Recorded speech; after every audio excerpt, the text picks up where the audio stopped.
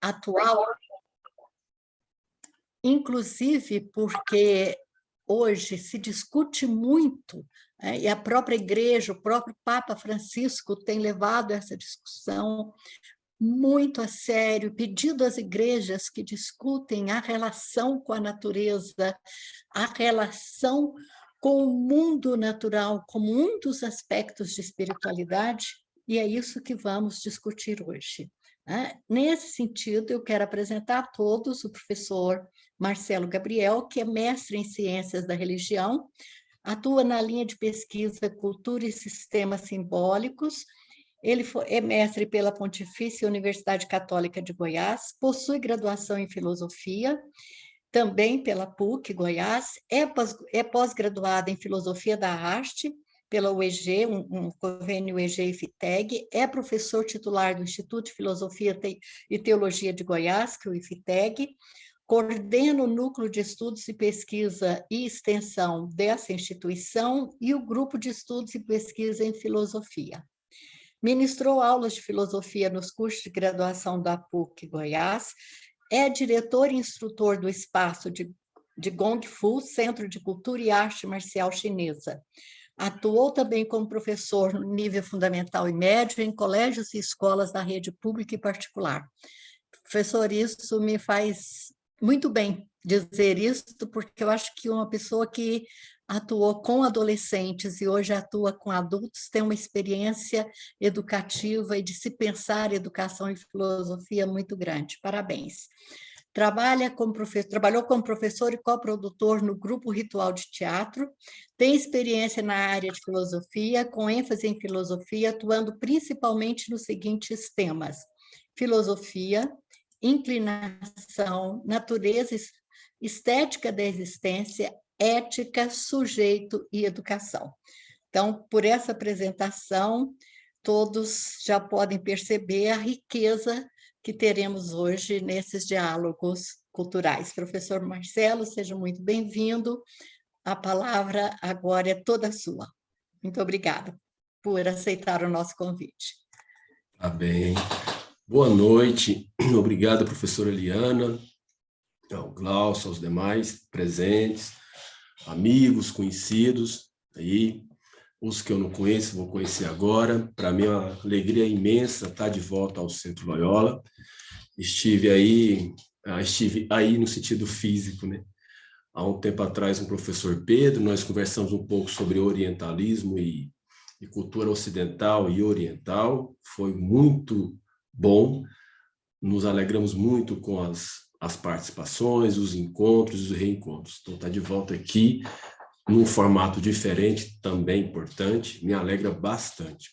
Então, desde já, agradeço pelo convite, ao convite que teve o intermédio do professor José Reinaldo, agradeço fortemente também pela relação amistosa e também de pesquisa em continuidade.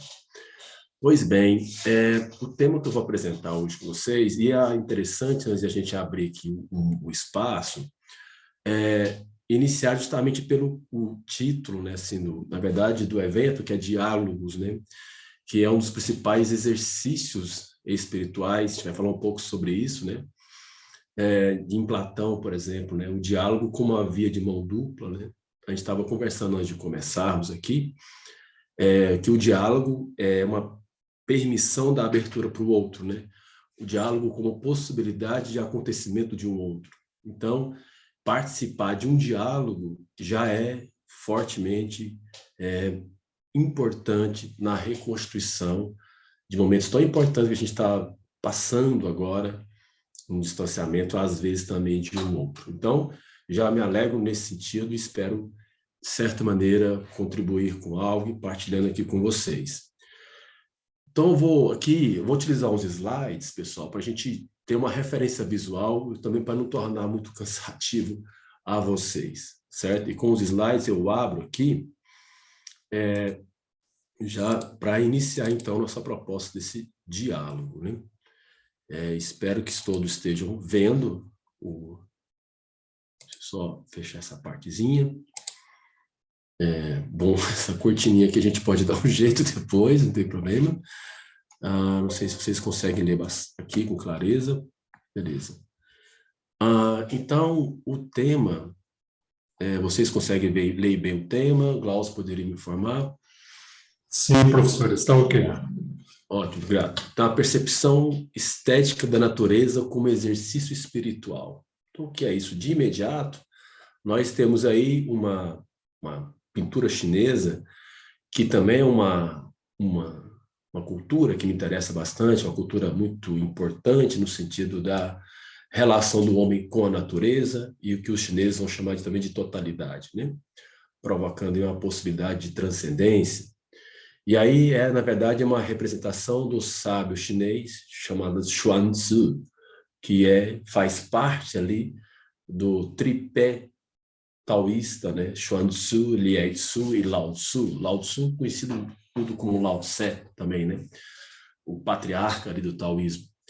Então, eu inicio com essa obra de arte, no caso, para justamente já apontarmos ali a possibilidade de um exercício de percepção estética que vai nos evocar com uma relação com a totalidade, né? Então, eu trago para vocês já essa noção imagética, para a gente entrar nesse mundo e ver como essa possibilidade pode nos restaurar como sujeitos que ainda podemos nos espantarmos com o mundo. Espantarmos aqui no sentido grego mesmo, da atividade, o taumas, né? A admiração por aquilo que nos toca objetivamente, que é esse negócio chamado mundo. Então, antes de mais nada, quando nós falamos de percepção estética da natureza como exercício, essa proposta de ser um exercício espiritual, a gente problematiza fundamentalmente com algumas questões, que é por que esse diálogo? Por que esse tema? E aí eu trago aqui 2 elementos fundamentais. A pergunta é: o que estamos fazendo dos nossos sentimentos quando tocados pela destruição da natureza? Foi o que a Eliana colocou no começo, né?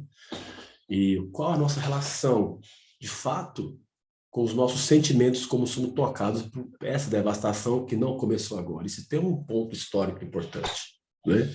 Então, o problema inicial é esse, o que nos leva a pensarmos sobre essa possibilidade de uma experiência estética como exercício espiritual, também parte essencialmente de um início de um problema. E é justamente essa relação dos sentimentos quando somos tocados pela destruição. E, por outro lado, também, não menos importante, o mais perigoso nessa constatação, de acordo com os filósofos dinamarquês, o Kierkegaard, o mais perigoso é de, a algum momento, nós percebermos que, às vezes, mediante aos problemas, a gente chegar num certo tipo de transtorno e achar que consiste que não tem mais nenhum tipo de sentimento a ser tocado. Ou seja, talvez o problema mais sério ainda é a nossa inércia em relação aos problemas como são tocados pela destruição da natureza. Quando Goldhab traz isso, que é esse autor, ele faz uma espécie de um tratado, uma enciclopédia acerca das dimensões espirituais e do sagrado em relação à natureza, nos coloca, então, nessa dimensão de o que significa, então, passar por isso e não ser tocado, ou ainda, o mais perigoso, né? Se a gente começar a ficar amortecido, né, quando nós passamos por esse tipo de problema, apontando, talvez, um tipo de transtorno de sentimentos que pode chegar a uma espécie de inércia. Então, primeiramente, é a constatação disso. Nós apontarmos o que seria uma percepção estética da natureza, como fazer isso e por que fazer isso. Justamente por esse diagnóstico tão importante que não começa no século XXI. Né? Ele está mais intensificado, mas ele tem já um início bastante antigo, é o que a gente vai começar a averiguar por aqui. Pois bem, o que está sendo, na verdade, posto aqui, pessoal, é o que os gregos vão chamar também de híbris, né? Essa desmedida, né? Justamente a partir dessa necessidade que nós temos de domínio da natureza, que não é algo novo. Em que, dentro da tradição, a gente vai ver um pouco isso aqui, um autor que vai nos ajudar também a entender um pouco sobre isso, daqui a pouco eu falo sobre esse autor, mas é o que ele vai chamar de atitude prometeica. É um tema também, é um termo que nós vamos explorar. O que significa isso? É a partir do mito de Prometeu mesmo, mas eu não vou entrar agora, já para dar um espaço para nós conversarmos sobre isso, mas já dando aqui uma espécie de um spoiler, né? Essa relação que nós temos historicamente aí, de uma postura muito técnico-científica do cálculo utilitarista em relação à natureza, provocando, de fato, essa desmedida, né? Ou, por que não, uma espécie de híbris, né? Então, esse é um diagnóstico importante, fundamental, e deixando claro que ele não inicia agora. Nós vamos perceber que esse mito de Prometeu está calcado na perspectiva da história da natureza e da sua relação com essa atitude que nós temos historicamente de agressividade em busca do pensamento muito técnico-científico, do cálculo e utilitarista em relação à natureza. Bom, e como enfrentamento a isso, a proposta, então, é de uma possibilidade de atitude mais poético-meditativa em relação à natureza. É uma espécie de resistência a essa lógica técnico-científica. E o que o autor que nós vamos trabalhar com esse diálogo vai chamar de atitude órfica.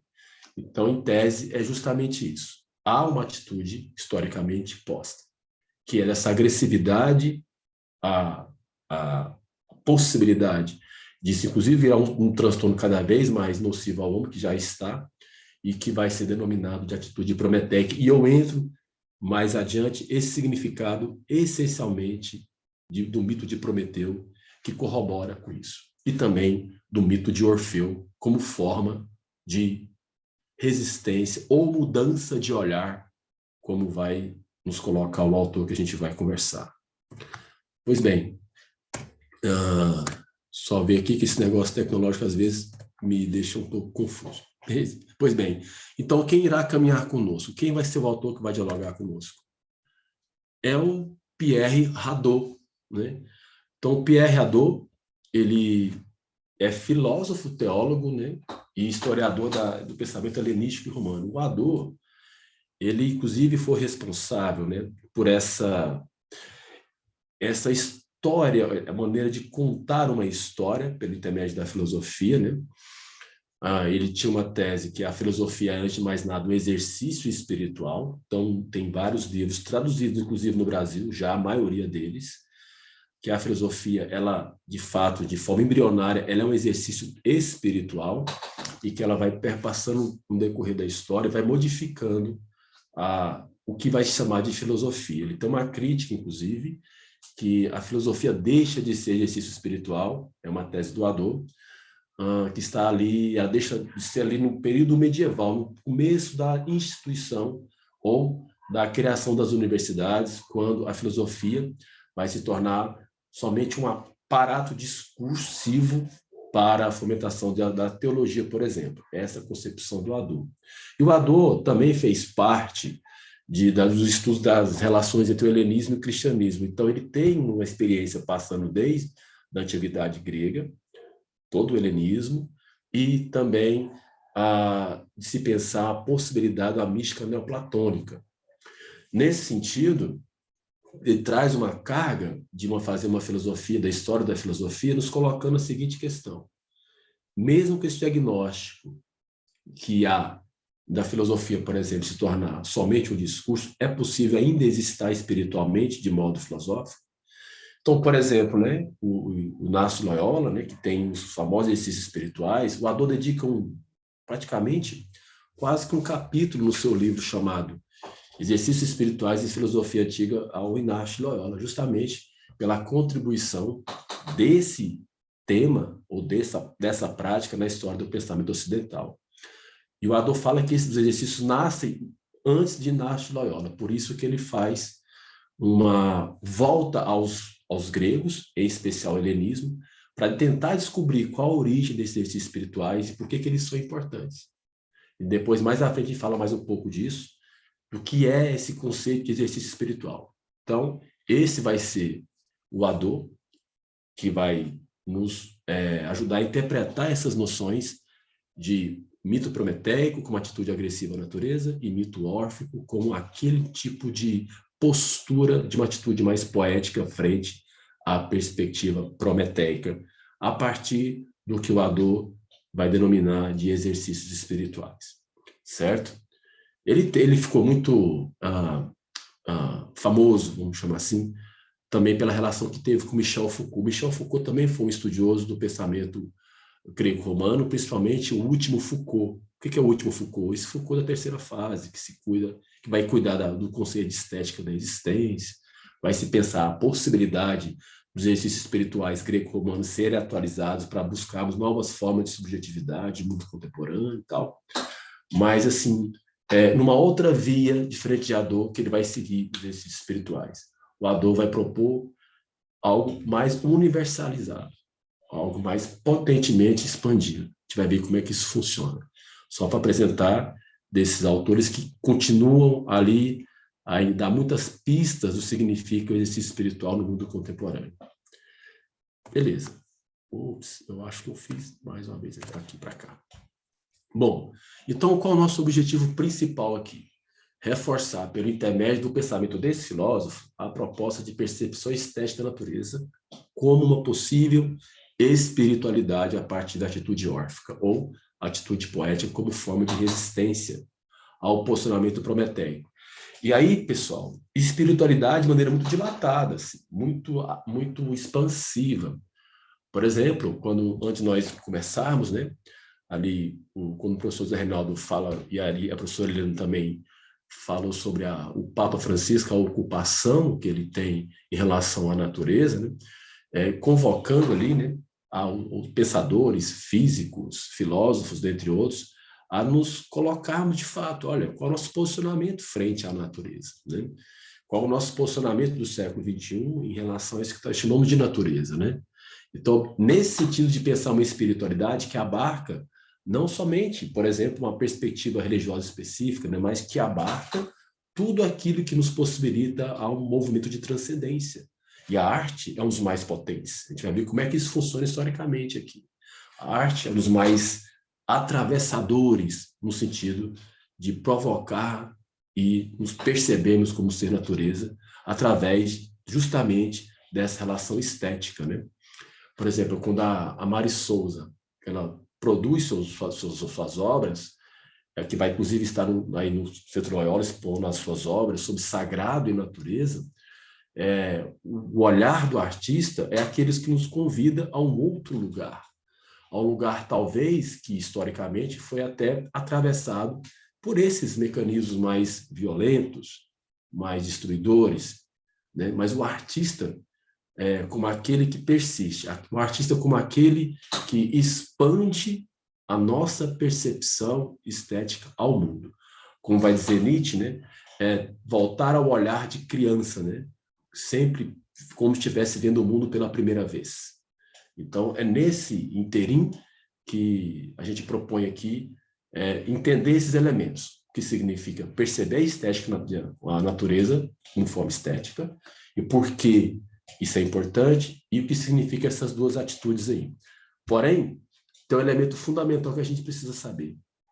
Essencialmente, o significado de natureza, né? Ou seja,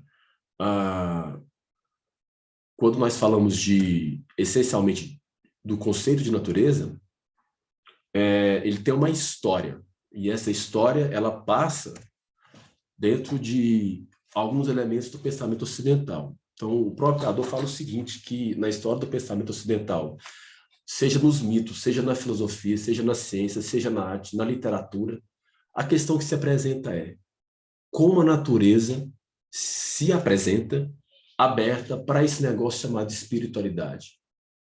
E como é que ela se apresenta de maneira constante nesse percurso da história do pensamento ocidental. E ele percebe numa obra chamada O Véu de Ísis, que é a partir de um filósofo específico, que é Heráclito de Éfeso. A partir do aforismo de Heráclito, que é a natureza ama ocultar-se. Olha de novo, pessoal. Se a gente perceber bem, quando nós estamos frente a uma tempestade, frente a um pôr do sol, que pode ser seu inverso, mas em termos de natureza é potente em si mesmo, essas duas manifestações, né? É da natureza, conforme o Heráclito, esse pré-socrático, e por que não místico, né? É da natureza o ocultamento, o velamento. É da natureza o sentido de manter-se velado, né? Então, olha só o diagnóstico de Heráclito, falando de filósofos do século VI a.C., né? No aforismo 126, e cada aforismo de Heráclito é uma espécie de uma sentença. Como diz Nietzsche, né? É como se fosse um raio que cai sobre a Terra, assim, que atravessa todo o mundo. Então, a partir disso, dessa história da natureza e da necessidade do seu ocultamento, o Radon nos coloca a seguinte condição: como isso vai aparecendo no decorrer da história e que persiste aparecendo no decorrer da história essa noção de natureza, né? E ainda sobre esse tipo de perspectiva da história da natureza, lembrarmos de um outro autor, por exemplo, que é Bergson. Bergson aponta que da natureza se admira, se teme, mas não se ri, né? Não há riso. E o Bergson era um especialista, escreveu um tratado sobre riso, né? Porque há uma ideia de respeito, de velamento e de mistério na natureza. Esse ama a se ocultar, como Heráclito dizendo, é da natureza esse velamento. Amar aqui é uma tendência ao ocultamento. Amar é uma tendência ao velamento. Então, é dela, é do seu movimento, esse ocultamento, né? Então, aqui, esse movimento da natureza, Heráclito, na interpretação de Hadô, e outros também, não é só Hadô, não, vai apontar, então, que a natureza, deusa, e aqui a deusa, a gente vai ver quem vai ser essa deusa, no caso é Ártemis mesmo, ela é, então, compreendida como aquela que está em todos os lugares, mas está ocultada. Mas como ela aparece no decorrer da história do pensamento? Vai ter uma imagem velada da deusa da natureza, que é a Ártemis ou Ísis. É justamente a partir dessa correlação dessa deusa grega, que nós podemos pensar assim, uma espécie de representação da divindade. Mas esse tema é um pouco perigoso, porque quando você está diante do templo de Ártemis, por exemplo, não é, na verdade, para os gregos, não era uma representação, era a própria presença de Ártemis. O que significa essa presença? É uma relação direta do grego com essa divindade que se apresenta. Nós temos uma coisa muito clara em filosofia, viu? Que a filosofia nasce com esse rompimento com o mito, não totalmente, né? A tradição grega é uma tradição muito oral, a dos mitos é muito oral. Então, o mito, a narrativa mítica ainda continua nos seus movimentos da filosofia. Basta nós observarmos os vários diálogos de Platão, dentre outros também, que há essa presença dos mitos, né? Então, perdemos um pouco desse tipo de perspectiva, mas ainda há uma insistência. Para vocês terem ideia, tem uma história de Heráclito, que ele está sentado perto do fogo, e o fogo é um elemento muito importante, simbolicamente dizendo, né? Os cristãos sabem muito bem a importância do fogo, né? E dentro da tradição das religiões também, do sagrado também, dos povos originários. E para Heráclito é fundamental o fogo como esse símbolo de força viva do movimento e natureza. Então ele sentado próximo ao fogo, aos discípulos chegarem e falar assim: mestre, tudo certo aí, né? Ele pode se aproximar, os deuses também aqui estão presentes. Ou seja, né, a própria Ártemis está ali para um acolhimento. A Ártemis está ali para o abraçar, né? E para isso ela é simbolizada através dos ritos que existem, que é uma relação direta. Mas mesmo assim, ela se apresenta, mas há um cuidado no seu possível desvelamento, né? E como isso ocorre, né? Olha só voltar para cá, é aqui mesmo. Tá bem. Vamos ver, então, essa figura importante, essa obra aqui, que é, literalmente, o desvelar da natureza. Essa é a própria Ártemis, né? Então, o que significa essa figura desnuda que está tirando o véu, né? E véu, vocês sabem, né? Véu, a gente olha entre. O véu não tampa totalmente, mas ele olha entre. e há um desvelamento. Mas como isso significa? Olha só, o que significa essa figura desnuda que está com a lira na mão, hein? Segurando uma lira em sua mão esquerda e desvelando com a mão direita essa deusa estranha. Qual será esta deusa com as mãos e dedos separados? Que traz em seu peito 3 fileiras. Então está aí 3 fileiras, 1, 2, 3, né? De seios e cujo corpo em sua parte inferior está apertado numa estreita bainha ornada de diferentes figuras de animal. Então observa que é toda a natureza sendo desvelada. Por que está aí? Outra pergunta importante que o Hadot vai fazer. Por que está depositado aos pés da estátua o livro de Goethe, intitulado, que é o poeta alemão, né? Intitulado A Metamorfose das Plantas? E por que Goethe reconhece nessa deusa a natureza? Então, observa que aqui é um desvelamento, e aqui embaixo é esse depósito que o Hadot falou, porque não é de qualquer forma que se desvela a natureza. Não é de qualquer maneira que o seu desvelamento é permitido. E observa que Ártemis estão com as mãos abertas à ideia de uma receptividade. E é um símbolo importante. Entendendo o símbolo é aquilo que nos conecta com algo. O símbolo é aquilo que nos leva para uma outra dimensão, por exemplo. Então, dentro dos ritos que existem, os símbolos têm uma função essencial, né? Somos, para alguns autores, animal simbólico, né? O animal simbólicos, né? Aquilo que nos permite uma relação direta com aquilo que quer se apresentar, né? Então, observe que nesse movimento de Apolo, no caso, né? Que ele faz o seu desvelamento, né? Que já nos convida que é literalmente pela poesia que faz esse movimento, né?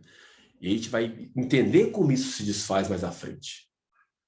Por exemplo, o que nós fizemos nesse possível desvelamento poético. Mas aqui embaixo, Ísis, que vai ser a mesma configuração de Ártemis, isso deu um problema danado no século XIX, porque havia muito entrelaçamento de literaturas e às vezes se confundem com a mesma divindade. Mas o que o Hadot deixa claro por exemplo, para nós, numa inscrição que Plutarco faz dizer na boca de Ísis: nenhum mortal levantou meu véu. Simbolicamente, o que significa para nós? Qual a nossa condição para desvelar a natureza, né? E observa que é uma representação da poética que faz isso. Isso tem um resultado muito importante, certo? Avançando nesse caso, e mais uma vez, em termos de representação, então quem é essa deusa? O modelo é a representação universal, a natureza como grande mãe, aquela que acolhe, aquela que, de fato, nutre, ou seja, natureza. Fazendo aqui um paralelo, na perspectiva taoísta, nós temos a figura as figuras simbólicas do Yin Yang, né? Então, Yang, céu, Yin, terra, né? Essa terra, esse acolhimento, né? E se bem que a relação de natureza é um pouco distinta, porque não é um elemento conceitual grego, mas pensando por aproximação, como diz Heráclito, podemos sim tentar aproximar essa noção também chinesa de que há uma necessidade de acolhimento. A natureza com seus braços abertos, a grande mãe. E Ártemis é essa ideia. E seus múltiplos seios é a ideia de fertilidade da própria natureza. E repetindo, o que é e o que será, nenhum mortal levantou meu véu. Então, o que fizemos nessa perspectiva? Qual foi o nosso posicionamento frente à natureza? Uma vez que nós também somos natureza, né? Isso, a gente está numa atividade greco-romana, mas que tem consequência histórica que a gente está observando de maneira absurda, né? Como se nem houvéssemos esse tipo de experiência. Estamos passando de maneira gritante esse tipo de problema, né? Mas fica a pergunta, né? E aqui, então, logo, essas imagens, essas ideias, os símbolos, vão inspirar obra de arte, vão inspirar poemas, vão inspirar várias perspectivas científicas, dessas metáforas filosóficas, que vai corroborar na própria prática da vida. Então, a gente vai encontrar isso em várias obras de arte. Nas poesias, praticamente uma sacralização em relação à natureza, né? ou espécie de um elogio à natureza. Da mesma forma que nos encontramos esse elogio à natureza, encontramos também os seus problemas, ou seus desvelamentos desnecessários, abruptos. E aqui, essas metáforas, essas imagens que a gente vai conhecendo no decorrer da história, vão influenciar uma atitude muito cara em relação à natureza, que é o que nós estávamos conversando no início. E uma delas é o que nós chamamos de atitude prometeica. O que significa isso, né? Então, aí está para vocês, do meu lado direito da tela, aqui, a representação, né, de Prometeu, né, acorrentado ali por roubar o fogo dos deuses.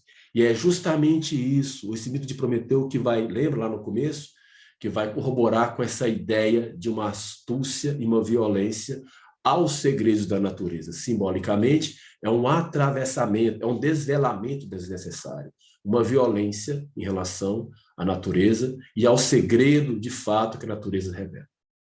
Nesse caso, de acordo com o Hadot também, não somente, essa atitude prometeica, que ele vai chamar de agressão à natureza, através desse mito, é que trouxe ali, né, o que nós vamos chamar de benefício das técnicas da civilização, né? E Heidegger, por exemplo, vai apontar que somos, assim, os sujeitos da técnica, né? E as respostas que isso tem para nós no mundo contemporâneo. Poxa, então eu vou negar o computador, eu vou negar o celular, a questão não é essa. A questão é justamente os desdobramentos da atitude violenta da natureza que está na história, né? Desculpa. Nesse caso, quando se fala em benefício das técnicas, ou chamado de uma civilização, é o atropelar do velamento da natureza.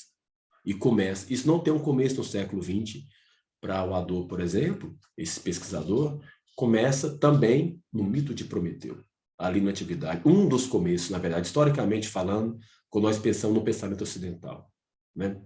E os desdobramentos que isso vai tendo no decorrer da história. Então, nesse caso, só para a gente entender um pouco, então, desse significado de Prometeu. Prometeu quer dizer, na verdade, previdente, mas também preocupado. E pensamos, como é que nós somos quando ficamos preocupados? Não avança. O preocupado, que está sempre, de certa maneira, ali, sempre se posicionando em ser muito útil, de ter que fazer várias coisas ao mesmo tempo, a ideia de que tem que ter vários elementos ao mesmo tempo funcionando. Como é que você está? Estou sempre preocupado. Isso provém desse mito, a ideia da terminologia de Prometeu. Porque parece que estamos o tempo todo querendo roubar o fogo de alguma coisa. O tempo todo querendo trabalhar como astúcia de alguma coisa. De benefício, o Hadot vai falar de um benefício mais egoísta em relação a alguma coisa, e esquecendo que a principal questão posta da nossa noção de totalidade, da nossa noção de pertencimento, né? Quando se fala em natureza, por exemplo. Porque esses são o desejo e o projeto, e especialmente o projeto técnico prometeico, que vai engendrar essa ideia de preocupação. Então, não mais uma ocupação, mas uma preocupação, um não avanço, sempre um lugar de uma repetição, de uma astúcia, de afrontamento e também de destruição em um tipo de proposta que a gente nem sabe certamente, como diz o Hadot, ou outro filósofo também que vai trabalhar isso, o próprio Thoreau, que é um filósofo americano, não sabemos mais nossa noção de natureza como ser natureza, né? Pois bem, então, a questão que se coloca é o que fazer frente a esse perigoso movimento prometeico? O que fazer? Uma outra atitude, talvez. Qual, então, nesse caso? É aí que o Hadot propõe, e aqui nós também, uma atitude órfica, a partir do próprio mito de Orfeu. Orfeu como patrono ali das artes, né? Teatro, né? O esbanjar da estética, né? De uma possibilidade inspiradora das perspectivas sensoriais, né? Entendendo o conceito de estética, inclusive como aesthesis mesmo do grego, né? Perceber o mundo pela possibilidade daquilo que nos coloca sentir pela epiderme, né? Então, em contrapartida, a proposta órfica vai ser não é com violência, mas com melodia. Olha só o que compõe a outra proposta. Melodia, ritmo e harmonia, que Orfeu penetra os segredos da natureza. A atitude órfica é inspirada pelo desinteresse e pelo respeito ao mistério. Olha só. Então, pensemos nós aqui, em frente a um acontecimento da natureza, uma noite muito estrelada, como vai retratar muito bem Van Gogh, que a arte, depois, agora há pouco eu falo sobre isso, tem um papel fundamental, só iniciei sobre isso.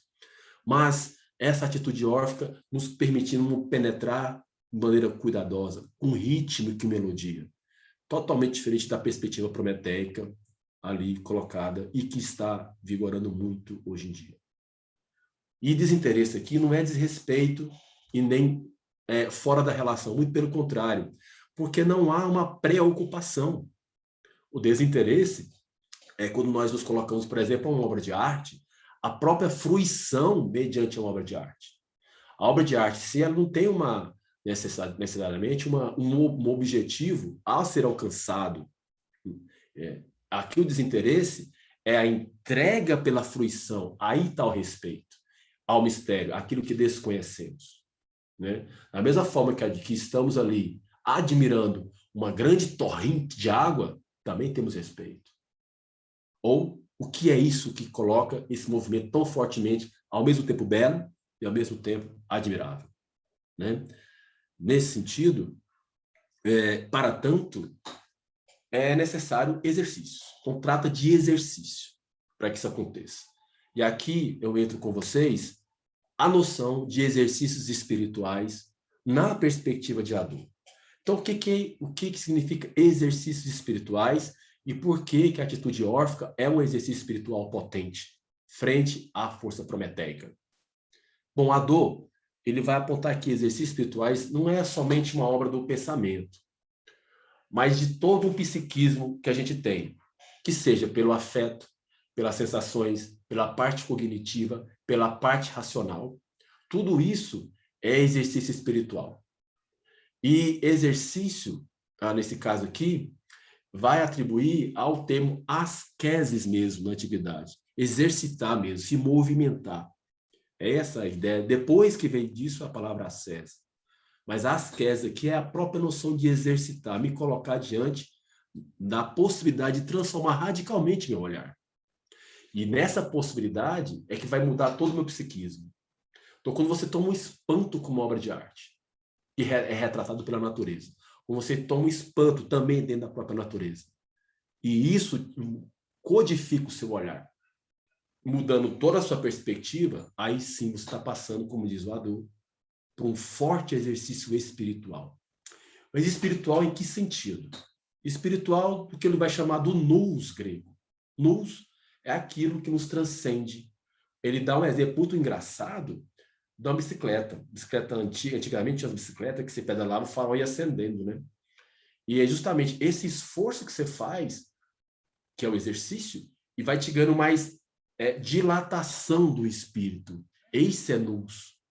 Né? Ou seja, é o exercício espiritual que te permite uma transcendência, mas não te colocando fora de um mundo, mas de pertencimento a esse mundo. Pois bem, ele vai então designar esses termos, as práticas que podem ser de ordem física, como um regime alimentar, como uma questão discursiva, como o diálogo, algo que nós estamos fazendo aqui, e a meditação ou intuitiva, e aqui, como contemplação, mas que são todas destinadas, qualquer uma delas, a modificar, a transformar radicalmente o sujeito quando os pratica.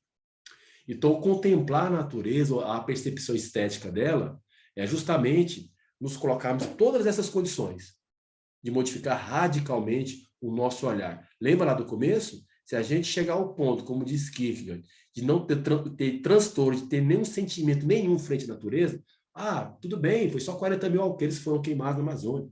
Isso é perigosíssimo para adulto, né? Então, a questão é justamente o problema é da maneira como estamos dispostos a isso, né?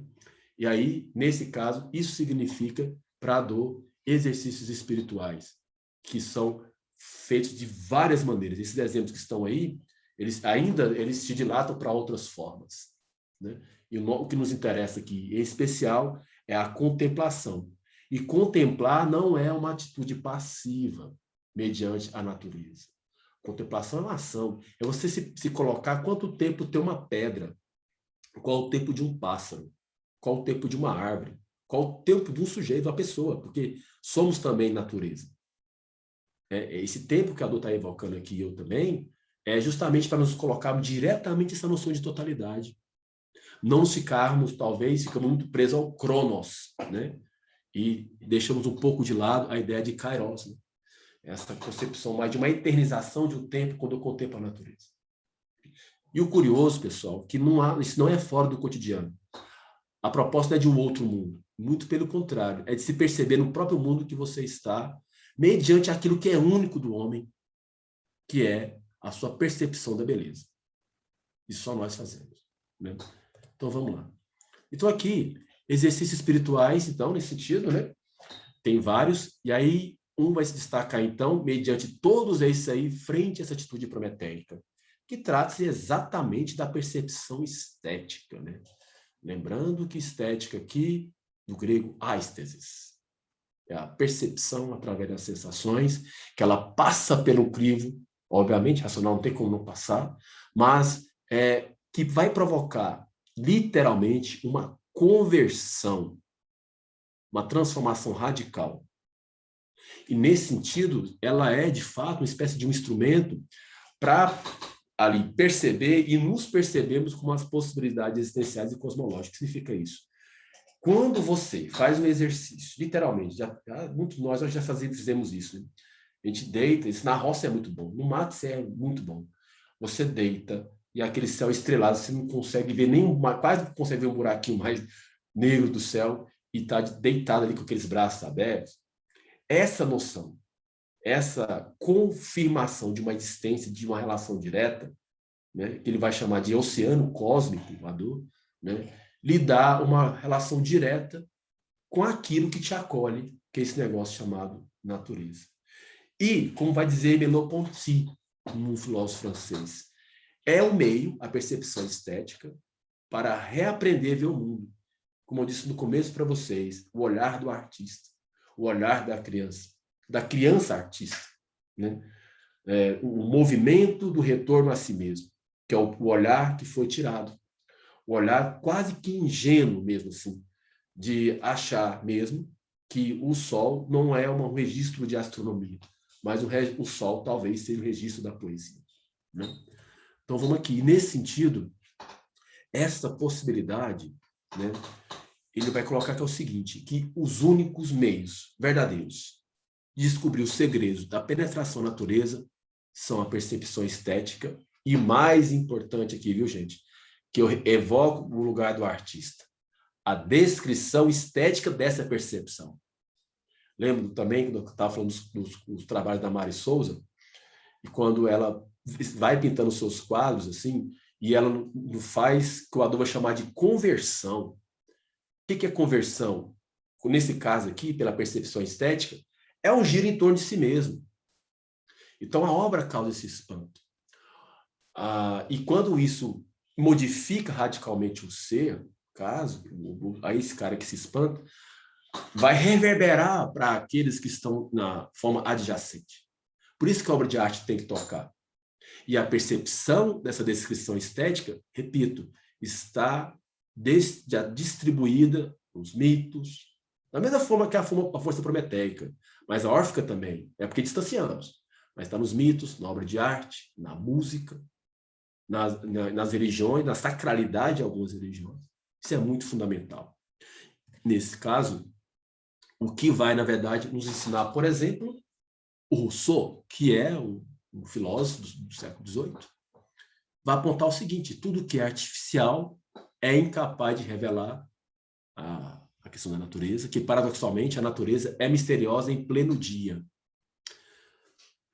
E é tão potente essa afirmação do Rousseau via Hadot, que a natureza, com sua possibilidade misteriosa, esse não tem horário, porque a questão da hora é justamente nossa, quando nós experimentamos pela a percepção estética, o mistério do meu dia, que é, por exemplo, você está numa mata fechada, por exemplo, e só há natureza presente. Só há o silêncio do lugar que você supostamente desconhece. Né?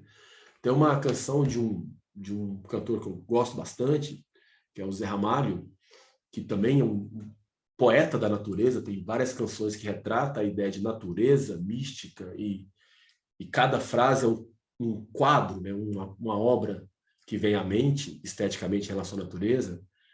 Ele tem uma frase das várias, mas tem uma que é muito interessante, que ele aponta o seguinte: eu entendo a noite como um oceano que banha de sono do mundo de sol. A aurora que luta por um arrebol. Observa, a aurora que luta por um arrebol, como um ar soberano. Então, o que significa isso? Entender essas reconfigurações que a natureza nos traz mediante a percepção estética. Isso não tem horário. Isso é no momento que o sujeito se potencializa para tanto. Né? Então, trata-se de, na verdade, repito, contemplar o universo com olhos de artista, dizia Bergson, né? Isso requer dizer, não mais perceber as coisas num projeto que não tem como ler, que não está mostrando para mim. Desculpa. Oxe, pessoal, eu me perdi aqui no negócio. Só um minutinho. Desculpa, gente. Essa cortininha, sinceramente, ela me atrasa muito, sabe?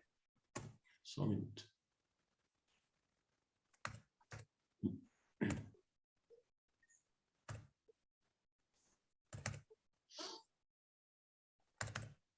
Tá. Muito lento esse negócio aqui. Né? Acho que eu consegui aqui, é isso que eu queria dizer. Obrigado, viu? Desculpem aqui o delay, né? Bom, aqui tratando justamente de esse resgate, a nossa ação sobre as coisas, em que nos coloca, pessoal, numa possibilidade de uma unidade. Ou seja, para achar a percepção pura, que é a percepção estética, vai dizer o Clécio, é preciso olhar o mundo como se vivêssemos pela primeira vez. Aí se retorna ao olhar do artista.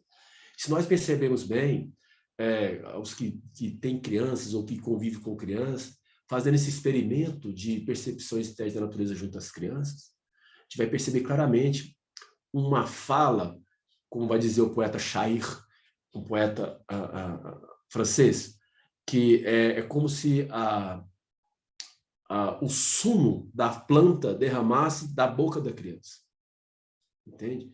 É esse posicionamento que reivindica a percepção estética. Não é? Isso nos coloca num lugar muito importante, muito, porque vez que ver as coisas pela primeira vez é como desembaraçar a vista do mundo que vela a nudez humana. E livre de todas as representações utilitárias lá da força prometética, com que as recobrimos, perceberam de um modo ingênuo e desinteressado. Atitude que está longe de ser simples, gente. É difícil demais, por isso que é exercício. Tanto que é preciso arrancar aos nossos hábitos e ao nosso egoísmo. Por que egoísmo? Justamente quando nos possibilitamos, como exercício da percepção estética, dilatar o ser, como vai dizer o Adorno, nos recoloca como sujeito que foi historicamente colocado para nós, né? A gente foi vivenciando isso e dilacerando isso como uma espécie de donos da natureza, né? Poxa, agora eu domino, então agora eu posso fazer um lugarzinho meu na natureza, né?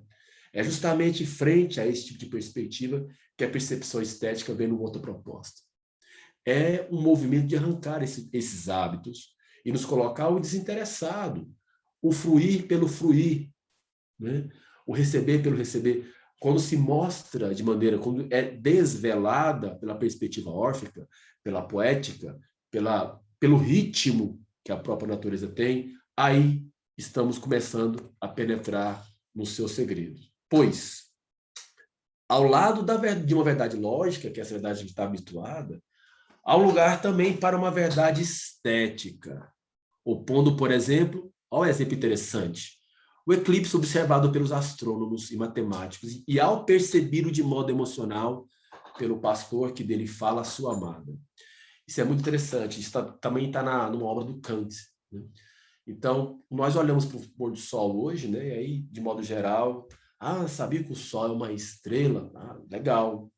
Mas o que esse sol que me toca? E que esse sol que transborda e que me convida para uma outra coisa que não é uma racionalização sobre esse sol que me coloca nesse sentido. Então, quando esse pastor fala para sua amada frente ao sol, e que não é uma ideia, o cuidado que nós temos que ter aqui não é a ideia de um romantismo gratuito, mas é a própria reverberação da acolhida da grande mãe, como chamador, da natureza. É uma resposta de uma percepção estética, de uma compreensão, talvez, a busca daquilo que nós fizemos, que é o desencanto. Como vai dizer também um outro poeta francês, lá, o Lado vai trabalhar com ele aponta que mandamos os deuses embora da natureza, né? Ou seja, que a ideia de sacralidade dela. Então, quando há o poeta, e quando há essa percepção órfica, e quando é feito através da linguagem, ou seja, aqui pelo ritmo da poesia, e reverbera para sua amada, há a conexão direta. Há ali, de fato, uma verticalização em relação ao sagrado da natureza. A proposta é essa. E é o que vai desembocar, então, nesse êxtase cósmico, né? Na perspectiva da percepção estética, o artista em seu esforço, porque o artista é um trabalhador, né, gente? Você deve observar bem, para quem conhece um pouco da história de Van Gogh, a capacidade dilacerante de produção de suas obras, e quando ele se permite a essa concepção orgânica de se mostrar uma estética da natureza, é ali, é quase para esse esgotar do elan criador da natureza. Mas, ao mesmo tempo, se identifica com ela. É o que o Paul Klee, outro artista importante, fala ao mesmo tempo, quando você faz isso, quando acontece isso, de um enraizamento terrestre e de uma participação cósmica. Então, não há um ou outro. É a ideia de uma unidade. Mais uma vez eu trago Heráclito, porque quando ele aponta também que quando ele aponta que tudo é um, é um outro aforismo de Heráclito, é literalmente um convite, é uma relação de unidade muito potente dessa relação, que ele vai apontar também lá com Logos, enfim, que não é o caso aqui, mas de uma unidade e que, de certa maneira, nos escapa. Trata-se de viver uma experiência de identificação, ou seja, não estou fora dela, como movimento criador das formas, com a physis, que é a natureza, no sentido original da palavra, de se abandonar, olha só, abandonar a torrente do mundo, segundo a expressão de Cézanne, é você se permitir na fruição da natureza. Eu tenho acompanhado essa novela que está passando esse Pantanal, essa versão recente, e eu vi a outra versão também, mas, por favor, não vou aqui determinar a minha idade agora, né? Denunciar. Mas eu estou encabulado com a fotografia da novela. Né? Assim, dessa capacidade de uma potencialização visual, né? Aí depende dos vários horários, né? No caso, o olhar que me interessa, que eu quero partilhar com vocês, é justamente isso, uma possibilidade de se entregar à torrente do mundo. Então, olhando as fotografias e aí o posicionamento de alguns atores ali, e eu deixo claro ali minha predileção pelo Velho do Rio, que é essa figura emblemática, o encantado, né, da natureza, né, que nós perdemos um pouco, né, aquilo que é o encantado, nos coloca numa dimensão, parece que isso dialoga comigo de alguma forma, porque somos sujeitos de sensações também. E o Cézanne convida justamente isso, é abandonar esse tipo de perspectiva, abandonar a ideia mesmo do fluxo heraclitiano do movimento, pela perspectiva da percepção estética. Por isso o êxtase cósmico. Então, seria possível? Bora. Vamos ver se sim. Né? E aqui, eu já estou quase finalizando para não cansar vocês, concentrando o espírito, deixando o pensamento recrear-se no infinito. Observa aí, é uma ideia mesmo de congraçamento, né? Penetrando-se com sutileza no mistério da natureza, não com violência. Essa possibilidade órfica de ritmo. Né? O eu e as coisas são esquecidos, porque não há o que lembrar, há a entrega e há a relação direta mediante essa percepção, essa atitude, esse exercício poético e estético. Isso não é atingir o princípio misterioso, ou seja, quando há esse movimento esse poeta está conversando com a gente, que é Zhang Yuan, ele vai colocar justamente isso. Essa entrega, essa torrente, e literalmente a possibilidade do recrear-se nesse infinito, porque você não olha para o céu estrelado e vai quantificar isso. Não. Apesar de, historicamente, o cosmos está dado, a gente pensou o que é cosmos, depois se desfez, fez saber do cosmos, mas depois veio a ciência de outra perspectiva e está dando para nós, mas é mais do que isso. É ainda perceber a sutileza do mistério que há. Porque é literalmente o esquecer do si. O que significa isso? Daquela possibilidade egoísta lá atrás. E se permitir a noção do todo. Então, Marcelo e Maria, ou fulano de tal, também são naturezas. Entende? Nesse sentido, é uma proposta de unidade mesmo. E uma vez feito, ou várias vezes feito, como vai dizer Davidson vai propor o seguinte: nem que seja uma vez por dia, um pequeno momento do seu dia, mas faça um exercício espiritual, porque não é o tempo cronometrado do exercício, mas é a capacidade potente de modificação que ele provoca. E se faz através da arte, e se esse mistério supostamente é atingido, aí o Tsang vai apontar talvez o tal da pintura, né? Ou seja, a chegada a esse nada da pintura, né? Quando, por exemplo, o Chuang Tzu, ele, um dos seus diálogos, e quem esteve falando sobre um grande especialista de Chuang Tzu aqui, né? Que é o Thomas Merton, né? Foi o Frei Edson, né? Frei Edson estudou Thomas Merton. O Merton traduziu uma obra chamada A Via de Chuang Tzu, que é esse, sabe, que eu disse lá no comecinho da primeira imagem, está exposto lá. Chuang Tzu vai conversar, vai propor um diálogo com um sujeito que ele fica fazendo muitas perguntas, querendo saber, de fato, dos mistérios, né, da natureza, ele simplesmente vira borboleta. Assim, eu sei que a ideia é de uma perspectiva mítica aqui, mas aqui, nesse caso, é um experimento da totalidade. Isso que é o mais importante. Talvez, para nós, simbolicamente, borboleta significa o acesso, né? E se transformar-se em borboleta é sair de um casulo, né? Dessa atitude prometeica aí, né? Pois bem, aí eu finalizo com vocês com um poema que eu gosto demais e que eu divulgo sempre. Olha só. Dou respeito às coisas desimportantes e aos seres desimportantes. Prezo inseto, mas no que não dá para ler agora. Preza a velocidade das tartarugas mais que a dos mísseis. Tenho em mim um atraso de nascença e fui aparelhado para gostar de passarinhos. Tenho a mudança de ser feliz por isso. Meu quintal é maior do que o mundo. Manuel de Barros, né? Poeta ali, pantaneiro, que escreve tratados, assim, nem tratados, mas talvez, né, esses aforismos estéticos nos convocando essa possibilidade aí, talvez, olha só, de dar respeito às coisas desimportantes, ao invés de aos seres desimportantes, né? Então, nesse caso, mais uma vez, prezar inseto é se colocar na condição de totalidade. Velocidade de tartaruga mais do que míssil é uma necessidade contemporânea, né? E isso evoca o espírito ali, então, de uma possibilidade de sermos ali, como diz Thoreau, natureza, não um discurso somente dela ou através dela. Então, muito obrigado pela paciência, desculpe aí a falta de manipulação tecnológica, eu sempre tive dificuldade com essas coisas, mas espero que tenha, de alguma maneira, conseguido apreender alguma coisa, e fica aí a nossa divindade nos olhando assim, com um olhinho bem bonitinho e curioso também, que é essa corujinha aí. Obrigado a todos vocês.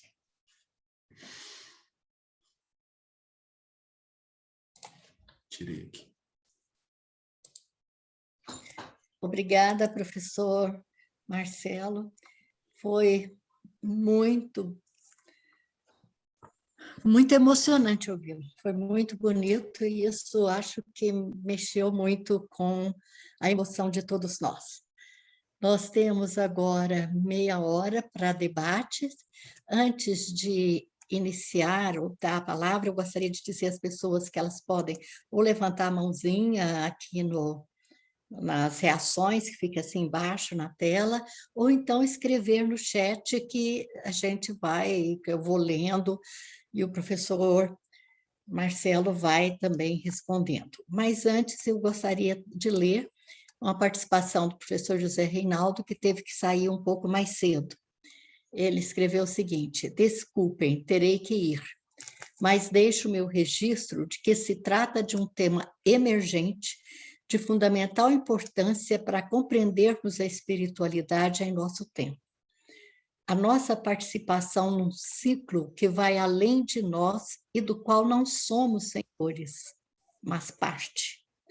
Precisamos do conhecimento da natureza, mas podemos aprender com o artista a nos comportarmos de maneira sensível. A natureza seduz.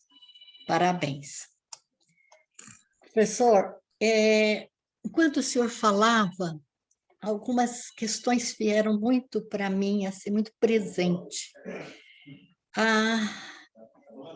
Essa percepção de natureza, a questão da totalidade, né? Como que nós, humanos, fomos nos deixando apoderarmos de um conceito de que somos superiores a todos, no sentido que o senhor colocou aí, né? Aproveite, de que somos, de Prometeu, né? Somos superiores, somos mais fortes, somos mais sábios, mais inteligentes, não diria sábio, mas mais inteligentes, e, portanto, a tudo dominamos. Ao querer tudo dominar, perdemos, inclusive, a totalidade de conhecimento da nossa própria existência enquanto parte de um universo de totalidade. Nessa perspectiva, sem negar a ciência, muito pelo contrário, né? A gente que é professor preza a ciência de uma maneira muito forte, mas o esfacelamento da natureza, o esfacelamento da vida, tudo se torna parte para que, compreendendo a parte, acha que se compreende o todo. E ficamos, às vezes, com um mosaico, com tantas peças, que perdemos a noção total do quebra-cabeça.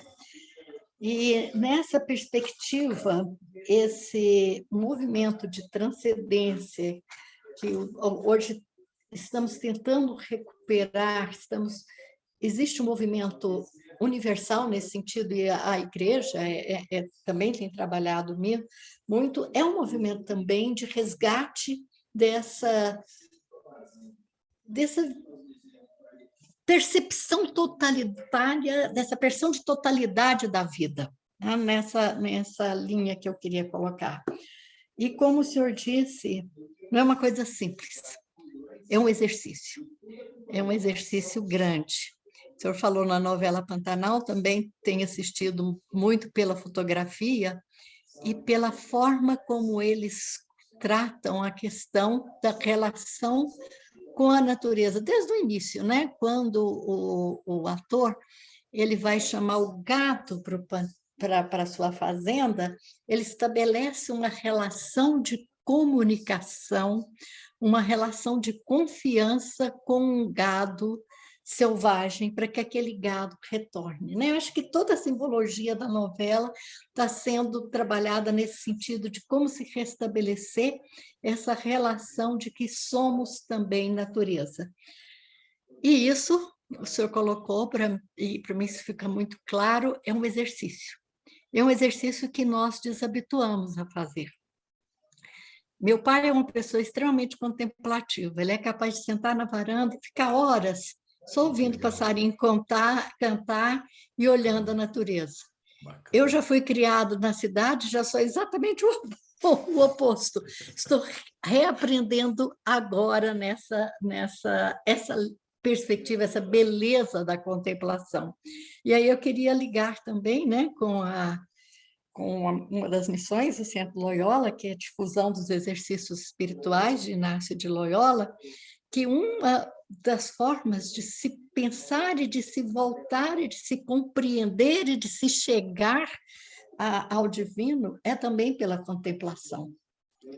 pela contemplação da vida de Cristo, pela contemplação dos momentos, é saber se colocar naquele lugar. E, nesse sentido, acho que a fala do senhor hoje foi muito importante também para todos aqueles que exercitam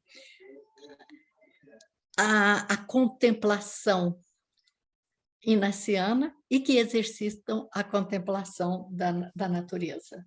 Então, para mim foi assim de uma beleza e de uma profundidade muito grande. Queria lhe agradecer por isso. Eliana, muito obrigado. Eu fico muito tocado por isso, porque justamente parece que houve, então, essa concepção do que nós propusemos aqui, que é a ideia do diálogo, né? Então, isso que para mim é o fundamental. E é como vai dizer Nietzsche, né? Assim, como é igual fazer filosofia. Para lermos filosofia, Nietzsche vai dizer o seguinte, que é interessante nos sermos como as vacas, né? Assim, digerir, ruminar, voltar. E aquilo que nos toca de primeiro momento também acho que é importante. Se a proposta é essa, eu fico muito alegre. Alegre no sentido grego, que é aquilo que se expande, né? Então, e é isso mesmo. Olha, vocês tocam no ponto fundamental ali, que eu queria fazer só uma colocação, que essa ideia de domínio é muito cara para nós.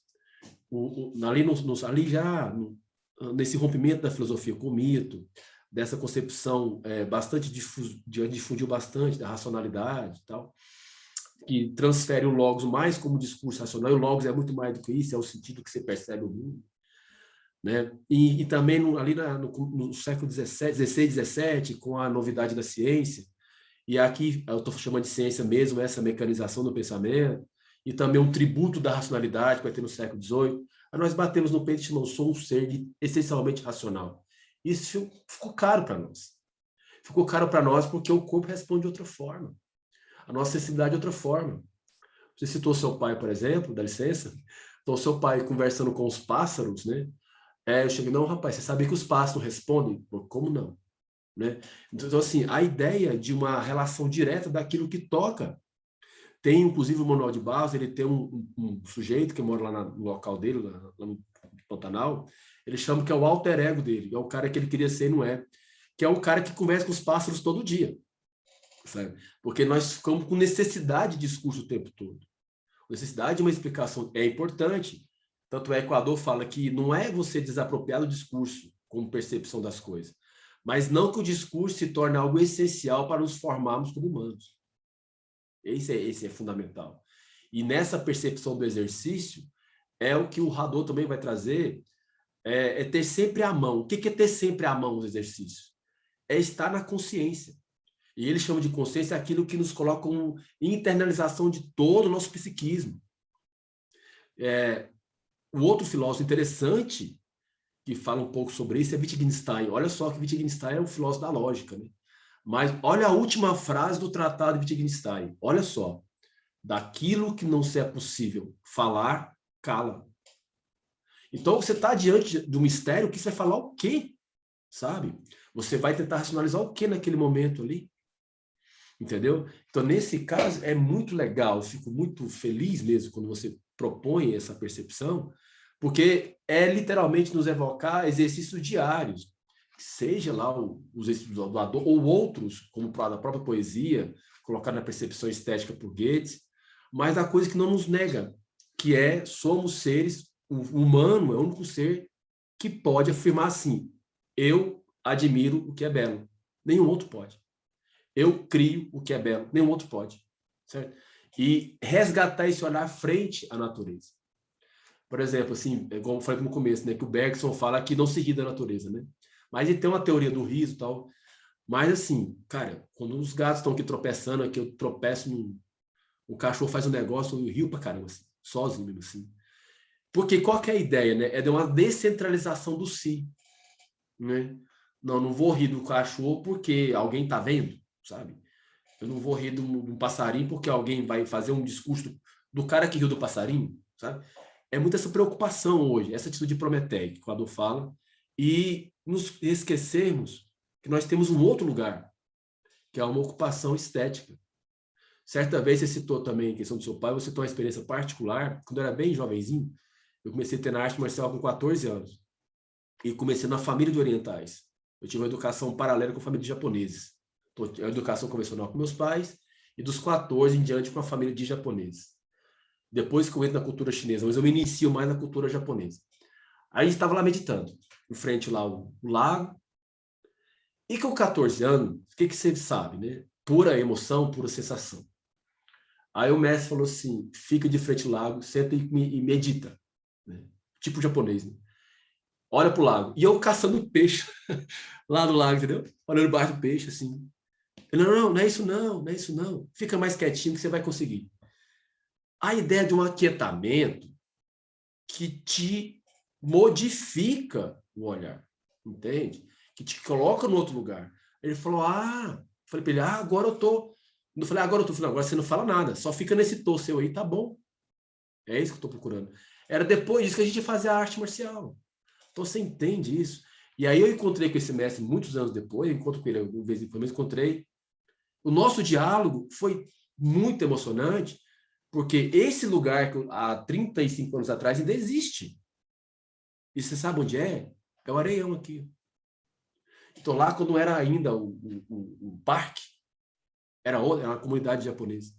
E eu voltei nesse lugar, no mesmo lugar, que aquele lago que tem lá, na verdade, é plantação de arroz. E eu fui lá e fiz o mesmo exercício. Eu fiquei assim, extasiado. Gente, esse negócio realmente é muito bom. É isso, sabe? Eu não quero sair daqui mais, não. Aí o pessoal, vamos embora. Não vou, não. Vou ficar aqui nem que chova. Essa concepção de totalidade, sabe? E o cara, mas aí, o filósofo, que Heidegger vai... Eu quero saber de Heidegger agora, não, meu amigo. Eu quero ficar aqui. Entende? Não há discurso agora aqui. A Maria fez um quadro do São Francisco, é outro que eu admiro demais, do São Francisco, na posição de meditação, com o tal, né? O tal na mão. Olhei para esse quadro, sabe você ficar olhar para o quadro assim, igual o Raul vai falar, ficar no estado de espanto. É como se Francisco estivesse falando, olha, ainda é possível, sabe? E é para além, Eliano, de ser cristão ou não, entende? A potencialidade que isso tem. Então, eu fico muito... Eu sou entusiasta, desculpa, mas é porque com esse tema, a gente fala muito pouco sobre isso, não tem espaço, e eu fico muito animado. Mas obrigado, Eliano. É bem além de ser cristão, é ser divino, né? Recuperar o divino na nossa existência, né? Na existência do mundo como um todo, né? Recuperação realmente do divino, esse encontro do divino. Aí Santo Inácio tem uma frase também, né? Que eu não sei falar a frase certa, mas é muito no sentido assim, é mais importante sentir e experimentar as coisas do que o conhecimento em si. Então, experimentar e sentir profundamente as coisas é mais importante do que o conhecimento em si. É por aí que você realmente consegue conhecer, e esse exercício que você colocou, encontrar a divindade presente na nossa totalidade, no nosso mundo. Muito obrigada. Eu que agradeço, imagino. Eu acho que a Daiane está com a mão levantada, é? Sim. Oi, Daiane. Professor, quando o senhor fala do olhar da criança, né, ver o mundo pela primeira vez, eu tenho passado essa experiência. Né, que eu tenho uma bebezinha, e legal. Quando ela começou a enxergar, né, direito, assim, ver melhor as coisas, né, é nítido, a gente começou a perceber, assim, ela... ou um espanto, e é engraçado que cada coisa que ela olha é um olhar diferente. Parece que, assim, eu olho as coisas da mesma forma. Como eu olho uma árvore e um carro, não muda nada. E quando passa um carro, ela olha de um jeito, é um olhar. E eu fico observando, quando é uma moto, é outro olhar. Quando é um ônibus, é outro olhar. Eu fico assim, gente, como é que pode? Quando é uma flor, é um olhar. Quando é árvore, é um olhar. Quando ela vê o crucifixo ou a imagem de Nossa Senhora, é um olhar. E quando ela vê o brinquedo dela, é outro olhar. Eu falo, por que ela não pensa que é um brinquedo também? Ou, né? Eu falo assim, o que passa nessa cabecinha, né? Quando ela olha assim para a imagem, né? Ou seja, com um quadro, que seja assim, uma coisa sagrada, uma coisa assim, ela fica assim, ela sorri, ela olha, mas ela não levanta a mão para pegar. Às vezes ela faz assim, mas ela faz assim, sabe? Você não pode pegar. E aí ela fica olhando, olhando, olhando, e eu fico assim, só mostrando perto mesmo para esperar ela pegar, sabe? E ela não pega. E o brinquedo, você coloca, ela já pega, ou taca no chão, ou faz qualquer outra coisa do tipo. E eu fico impressionada quando ela olha as plantas, as coisas, o encantamento que ela tem, o espanto, e eu fico assim, encantada, né? E eu pensei assim, quando que eu perdi o encantamento? Sabe? Olhar para ela fez olhar para mim, sabe? Quando que eu perdi o encantamento? Quando que nós perdemos o encantamento? Né? E aí todo dia eu saio assim com ela para o quintal, e aí ela gosta de acerola, eu pego a acerola do pé, ela chupa acerola. E aí tem sido uma experiência assim tão de encantamento para mim, assim, tô treinando o meu olhar de um modo diferente, e tem sido assim maravilhoso. E esses dias, né, assistindo um filme com o meu marido, o Musisi, né, o nome do filme, e esse homem, ele toma um banho de chuva, fica lá na chuva, ele tem problemas, tem deficiência física, mas que depois é recuperada, né, enfim. E aí ele toma banho na chuva, se joga na neve, né, ele tem essas coisas, assim. E meu marido falou assim para mim, eu acho que ele tem alguma deficiência mental. Aí eu, por quê? Aí ele falou assim, você não viu ele igual um bobo na chuva? Ou ele, quando ele se jogou na neve, ele falou para mim. Aí eu, por quê? Eu acho que ele tem uma relação boa com a natureza. E no fim, ele é curado e não tem problema, não tem deficiência mental nenhuma.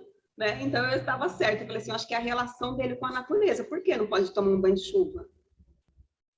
As pessoas estavam chamando ele de volta e ele não ia para casa, ele ficava na chuva, amor. Mas ele queria tomar um banho de chuva. Excelente. Então, é tão interessante isso, como que as pessoas acham, às vezes, até patético você contemplar e admirar a natureza. Eu falo, eu não me envergonho. Ele pode estar em casa, se tiver chuva forte, eu vou tomar banho de chuva. Ele fica, amor. Eu falo, eu gosto, sabe? Essa conexão. E eu falo assim, só porque eu sou adulta, eu não posso mais perceber e sentir as coisas, né? E eu fiquei pensando assim, que interessante isso, né? Porque às vezes, por exemplo, igual você falou, né, de contemplar lá o lago e tudo, né? Imagina o que as pessoas não pensaram quando não querem ir embora, vou ficar aqui, né? Então, assim, é interessante também essa ousadia, né, do ficar, do contemplar, do dizer que a árvore me encantou, que a flor me encantou, né? E como o ser humano, maior parte das pessoas, né, pensam assim diferente, né, como uma coisa até louca, fora do normal. Interessante. Então, Daiane, obrigado. Nossa, aí estão uns elementos aí que eu queria compartilhar contigo. Primeiro, assim, talvez o seu encantamento veio da própria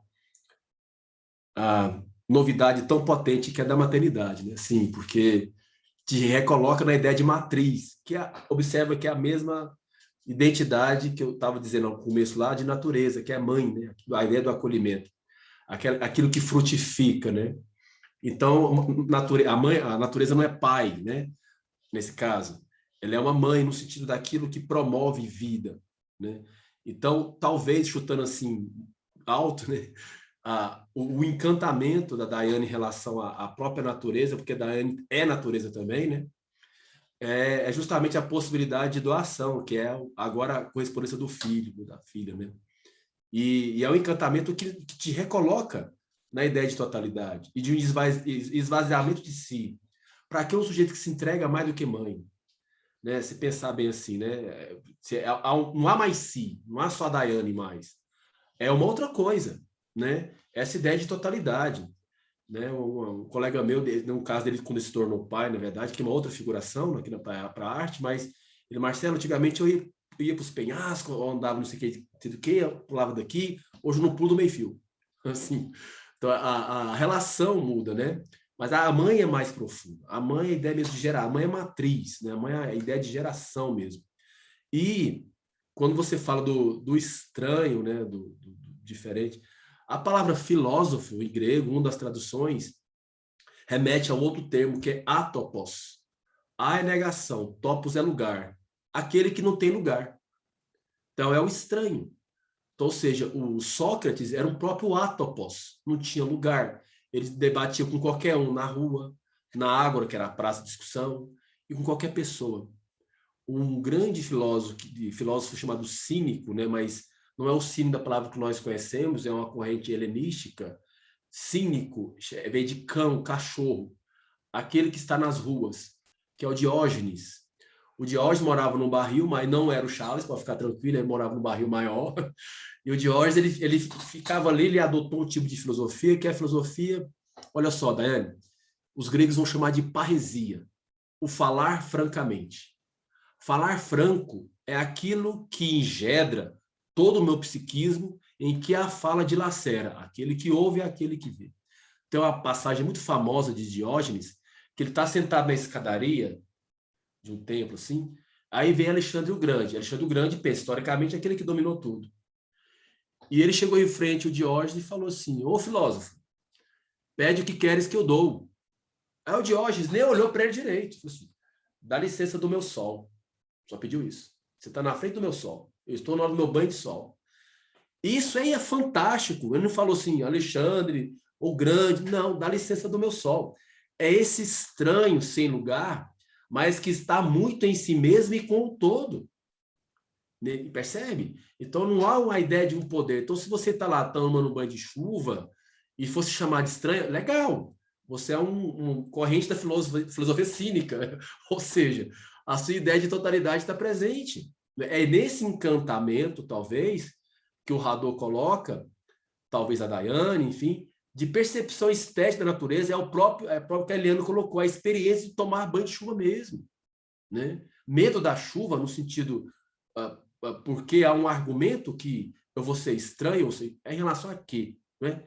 Então, nesse caso, eu vejo dois elementos fundamentais. A ideia de matriz, aquela matriz que recoloca a Daiane na condição geradora de vida, que é a filha, e que muda o olhar radicalmente, e percebe a mudança do olhar naquela pessoa que ainda não fala, que é a criança, que é muito difícil. Para mim, isso é coisa de mãe mesmo, a ideia de matriz, de onde vem. Né? E, ao mesmo tempo, não estranha, porque se não estranha mais o mundo, do que vale o olhar das novidades que nos chegam? Foi o que o Hadot colocou. Ficamos muito endurecidos pela perspectiva prometeica, e esquecemos um pouco dessa atitude órfica, essa atitude um pouco mais avante no sentido da vida, entendeu? Então, creio, como diz Heráclito, né? Melhor para mim, se for melhor um do que 1000 daqueles que não estão vinculados à vida. Então, eu penso que é nesse sentido, sabe? Nossa, que legal essa experiência sua. Muito bom. Eu não estou vendo nenhuma mãozinha, mas a Neide escreveu. Quero agradecer por esse momento Kairos. Excelente reflexão sobre a espiritualidade para além do sentido religioso e, sobretudo, o sentido da contemplação pela contemplação sem a preocupação. A vida pede essa parada. Obrigada. Nossa, que legal. E o Renilson disse, que belo momento de diálogo. Gratidão. Eu que agradeço, imagina. Obrigado demais. Obrigado, Neide e Emilson, né? Renilson. Olha, aqui fazendo um apontamento importante, quando a gente propõe aqui com esse diálogo a ideia de uma contemplação, só reforçando como a gente falou no início, né, na verdade não seria uma perspectiva passiva, né? A palavra, por exemplo, meditar no grego vem de meletai. Meletai significa, ao mesmo tempo, estar em movimento. Entende? Meditar sobre algo não é o algo fora de você. Então, contemplar a natureza é de evocar o que a Daiane fez, é de evocar, e como a Eliane propôs, uma experiência que seja estética de maneira meditativa. Esse banho de chuva é uma meditação também. É uma contemplação, é um congraçamento. Você está falando assim, eu também pertenço a você, certo? Obrigado, mãe natureza, assim, é mais ou menos grosso modo. Então, nesse caso, o contemplar é, sim, uma ação direta de experiência profunda, respeitando ao mistério. O que é respeitar ao mistério? Eu tomo um banho de chuva, mas eu sei que um raio pode me pegar. Então, assim, eu não sou dono disso aqui, não. Entendeu? Eu tomo banho de chuva, mas se eu estiver perto do rio, e tiver um barranco, eu vou junto, sabe? Não chegar assim, agora vamos colocar as estacas, vamos mexer aqui, eu domino esse rio. Além de ser uma atitude prometeca e violenta, pode ser uma atitude totalmente infantil em relação à natureza. É como se a natureza, e ela não faz isso, é como se ela pudesse rir da gente. Ah, é? Que coisa! Então vou passar assim mesmo. Fazer o quê? É do processo natural. Nesse caso, eu vou para uma chuva e olho, nossa, essas gotas que atravessam, que me permite ficar rindo, tomando banho de chuva em pleno meio-dia na segunda-feira, sabe? É o que te recoloca no outro lugar. E isso também é contemplar.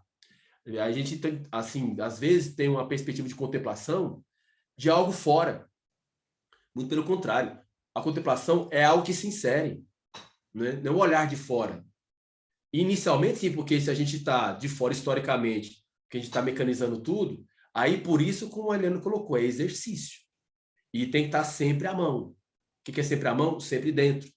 Revigorando, rememorando que seja olhar pela criança, que seja a experiência do pai, enquanto aí sujeito que fala com os passarinhos. Né? E é isso, é evocar esse lugar novamente. Isso também, que o Adão vai chamar de espiritualidade. Professor Marcelo, muito obrigada. Dentro desse exercício de conseguirmos desenvolver a nossa sensibilidade, né? Como a Daiane colocou aí tão bonito, quer dizer, essa sensibilidade de ver os olhares diferentes da filha. Não são todas as mães que conseguem perceber essa diferença tão sutil em todos os olhares. E foi realmente assim, é muito bom perceber que a sensibilidade ainda é forte. Apesar de toda a nossa sociedade prometeica, ainda temos muita sensibilidade. Acho que isso nos dá muita esperança. A esperança de que realmente a vida palpita na natureza, nos homens, em todos nós, né? Isso é muito bom. Eu gostaria de pedir ao senhor que falasse assim as suas considerações finais, mas antes disso eu só gostaria de convidar todos para um novo diálogo cultural, inclusive o senhor para estar aqui presente conosco, né? No dia 8 de setembro, com o tema Espiritualidade e Identidade Goiana na Arte de Frei Nazareno Confalone. Acho que vai ligar muito com esse diálogo de hoje. É com a Ana Kelly? É com a Ana Kelly Ferreira Souto, demais. professora Ana Kelly da PUC Goiás, com ela mesma. Então, teremos muito prazer e muita alegria de recebê-lo e receber a todos que estiveram aqui presentes hoje e pedir que divulguem, porque esses diálogos têm sido de uma riqueza muito grande. Muito obrigada. Então, com o senhor, as suas considerações finais. Tá bem, olha, eu agradeço demais, reforço aqui pelo convite feito, viu, Eliana? E a todos que ajudaram aí, o Glaucio, a Daiane, enfim, a Daiane, todos que estão aí. Só um adendo aqui, ô Renilson, eu acho lindo o cacto, tá lá no fundo do seu negócio, é cacto, não é? Lá um desenho lá, e me lembra a minha terra lá dos meus pais, a Pará do Ceará, enfim. Obrigado. Você é cearense? Não, meus pais são, meus avós todinho, eu fui segregado para cá. Mas é uma cultura que eu estou no trabalho, já finalizo, tá, Eliana? Eu estou no trabalho, eu fiz um trabalho do meu avô, ele escreveu umas poesias, meu avô é do final do século XVIII, XIX, nasceu em 96 e morreu em 97, 1896 e morreu em 1997. E ele era cego, e era poeta, e deixou alguns escritos poéticos, ele tinha uma prática mística, assim, e eu consegui juntar esse trem tudinho, aí consegui divulgar e se tornou poesias, que são as poesias dele. Aí retrata muito da minha infância, desse local, dessa caatinga, tudo aquilo ali. E aí eu não posso ver um desenho de um cacto, ou uma foto que remete a isso aí. Eu te agradeço por você expor isso, porque representa de maneira muito forte. Desperta em você uma contemplação a partir de algo de dentro, né? Muito obrigado, foi muito. Eu estava aqui olhando sua foto e falei, gente, eu vou falar. Obrigado, Renilson. É que eu passei, ano passado, eu fiquei no sertão do Ceará, em Russas, durante um ano trabalhando lá, então faz parte de mim também agora, né? Poxa, que bacana, obrigado, viu? Então, finalizando aqui, viu, eu agradeço, Oliane, pelo convite, especialmente ao professor Zé Reinaldo, que fez o intermédio. Para mim foi um retorno estar aqui, né, no Loyola, e sempre que eu puder contribuir, se for para contribuir com alguma coisa, estou à disposição. Muito obrigado a cada um que ficou até agora também, aos participantes. Boa noite a todos aí. Obrigado mesmo. Boa noite.